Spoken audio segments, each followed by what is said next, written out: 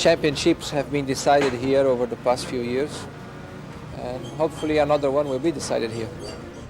Senna is trying to go through on the inside, and it's happened immediately. This is amazing. That day marked the climax of the rivalry between Senna and Prost, which elevated their legend with a dispute that pushed the boundaries in many ways. But every rivalry has a starting point, which is sometimes hard to detect, often elusive and gradually unfolding over time.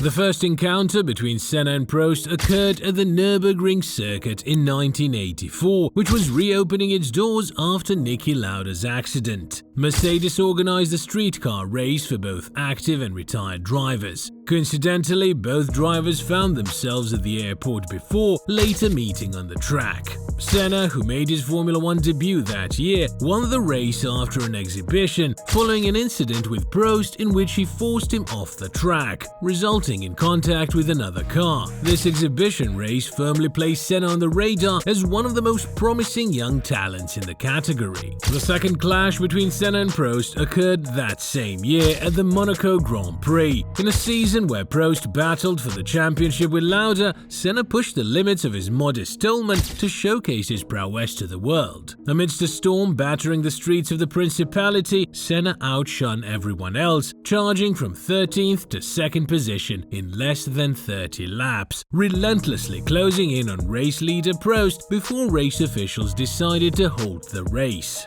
Prost claimed victory, leaving Senna with a sense of having been robbed of the race. After that season, Alain Prost won the championships of 1985 and 1986 with McLaren, cementing his legend in the category. The following year, 1987, Nelson Piquet, driving for Williams, snatched the championship from McLaren and Prost, who was seeking a winning combination to reclaim their dominance. And it is here where history would once again bring Prost and Senna together. While Prost ascended to Formula One's zenith, Senna had dazzled with 3 fantastic seasons at Lotus, winning races and accumulating podiums, establishing himself as a world champion material. Prost wanted not only the best team and the best car, but also the best alongside him to form the dream team, and that was Ayrton Senna. In this way, the decision to sign Senna was orchestrated by Prost, endorsed by Dennis, and further reinforced by Honda, which saw Senna as an icon to fulfill its commercial interests. McLaren was the best team of that era and boasted the best 2 drivers on the grid, but what happened for their relationship to sour? The 1988 season would mark the beginning of the historic rivalry between Senna and Prost and the start of the decline of their relationship, which would pit the Brazilian's rebellion against the Frenchman's coldness. The McLaren MP44 was the perfect car, winning 15 out of 16 races with its 2 drivers claiming 11 consecutive victories, with Prost and Senna sharing the wins and fiercely battling for the championship. One of the incidents that escalated the rivalry between them occurred at the Portuguese Grand Prix, the first of the final 4 races of the championship, where Senna held just a 3-point lead over Prost with the championship battle at its peak. During the race, as Prost closed in on Senna on the main straight, Senna squeezed him towards the wall, and despite the Frenchman's win, it was a gesture that he did not appreciate at all. 2 races later, Senna, after winning in Japan, would become the world champion, winning the first battle against Prost. The Frenchman, as later revealed, felt that Honda was siding with Senna, a sentiment supported by Ron Dennis himself, the president of McLaren, who viewed the Brazilian, younger than Prost, as the team's future. 1989 unfolded as little more than an extension of 1988, with a deteriorating atmosphere within the team that eventually devolved into a full-blown disaster. As early as the second race of the championship, the San Marino Grand Prix at Imola, dirty tricks and cheating began, definitively breaking the relationship between Senna and Prost. The 2 started first and second and agreed that whoever led into the first corner would retain the lead. However, on lap 3, Gerhard Berger suffered a serious accident that caused a red flag. Upon the restart, Prost took the lead, but contrary to their agreement, Senna reclaimed the position a few corners later, securing the victory amidst Prost's disbelief and anger, which he didn't even attempt to hide on the podium. McLaren continued its momentum from the previous year, boasting a winning car, yet internal factions divided the team. Once again, Suzuka, the penultimate round of the championship, became a pivotal stage in their rivalry. Prost led the championship, and during the race, Senna, in a bold attempt to overtake him for the lead, made an aggressive move into the final chicane, resulting in contact that sent both cars off the track. Prost retired from the race, and Senna, with the assistance of some marshals, managed to continue. However, Jean-Marie Balestri, the president of FISA and a friend of Prost, disqualified Senna for rejoining the track illegally. Consequently, Prost won his third Formula One title following a controversial episode, something that Senna never came to accept.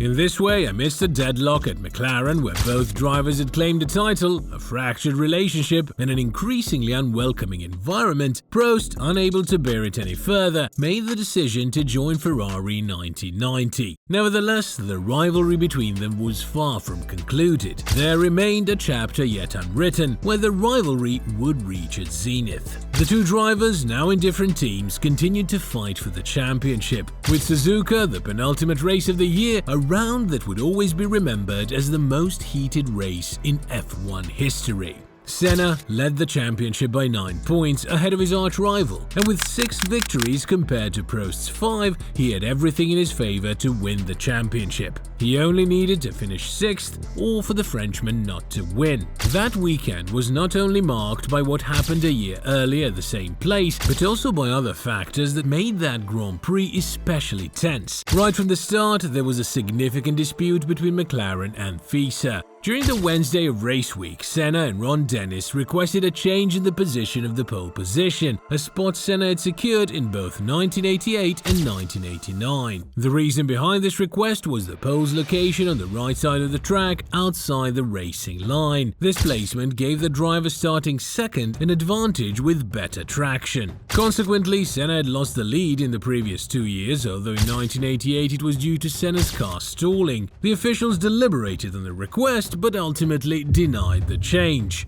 Despite having everything in his favour, Senna was concerned because Prost's Ferrari had shown great pace in the recent races. With 2 races remaining, anything could still happen. Additionally, it was an emotionally tough weekend for all the drivers. During the previous race, the Spanish Grand Prix in Jerez, Martin Donnelly had suffered a horrific accident that ended his Formula One career. Similarly, Alessandro Nannini suffered a severe helicopter crash after the same race, preventing his return to the category as well. And if that wasn't enough, Jean Alesi also suffered a severe accident during the free practice sessions, which prevented him from competing for the rest of the weekend. Faced with all of this, on Saturday, Senna once again secured the pole position, his 51st, ahead of his rival Prost. The Brazilian persisted in requesting the change in the starting grid position, but without success, further fueling the frustration of the McLaren driver. On Sunday morning, before the race, the drivers and team bosses gathered with the race director, Roland Brancerada, to review protocols and routines. During the meeting, the conversation turned to the scenario of drivers running off track at the chicane and rejoining, much like what had happened to Senna a year earlier. Brancerada stated that any driver who missed the chicane would have to backtrack and follow the correct line. Nelson Piquet responded by suggesting that it would be better for the marshals to stop the drivers and let them continue when there's no traffic, as turning and rejoining against the direction of traffic could be dangerous.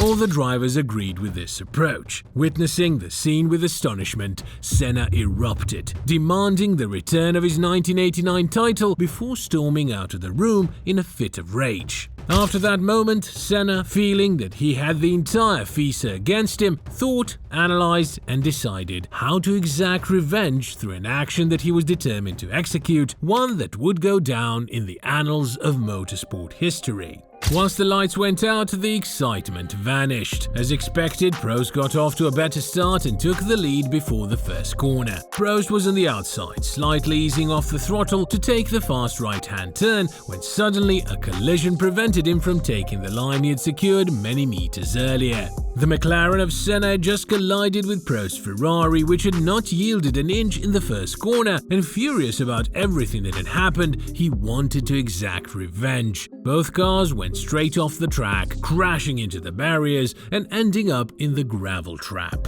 As the dust settled, the two drivers emerged from their cars and made their way back to the pit without speaking, without looking at each other, without touching. The Brazilian's plan had been perfectly executed. The race continued, and with no red flag, neither could restart it, making Senna the world champion. However, he didn't seem particularly proud of what had happened, feeling that he could have achieved it through other means. Nelson Piquet, the race winner, clearly saw how Senna drove straight towards Prost deliberately, something that was confirmed by Honda's own telemetry. However, other drivers like John Surtees, James Hunt or Alan Jones sided with the Brazilian, arguing that there was a gap that Senna had earned. While Prost directed all his anger towards Senna, accusing him of trying to portray himself to the world as someone he was not, lacking values and jeopardizing both their safety, the Brazilian ignored his words, justifying the 1990 championship by what had happened the year before.